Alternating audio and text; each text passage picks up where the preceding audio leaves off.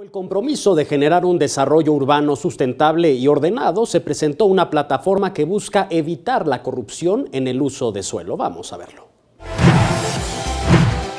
El gobierno de la Ciudad de México presentó el proyecto denominado DRO Digital, una plataforma de utilidad para la ciudadanía que podrá informarse sobre la cantidad de inmuebles que se construyen en la capital del país, así como su ubicación, a fin de evitar que se cometan irregularidades y actos de corrupción, además de mejorar la regulación en el uso de suelo.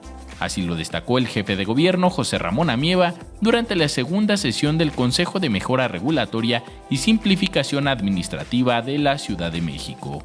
Lo que queremos es, desde esos principios de una construcción, que las personas sepan en dónde, cuál es la superficie que deben de construir y cuáles son las condiciones que deben de cumplir para un crecimiento ordenado. Eso es lo primero que nosotros estamos generando.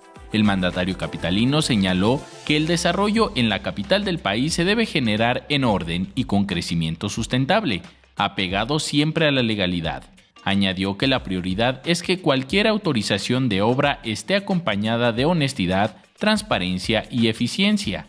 Tenemos nosotros que contar y conocer de las autorizaciones en materia de demoliciones y en materia de excavaciones. Como ustedes saben, esas autorizaciones las expiden en materia de demoliciones. La delegación, hemos pedido que las delegaciones nos comuniquen de cualquier cambio que sufra un inmueble, un predio de la ciudad, para que nosotros estemos atentos y si hay que actuar, actuemos.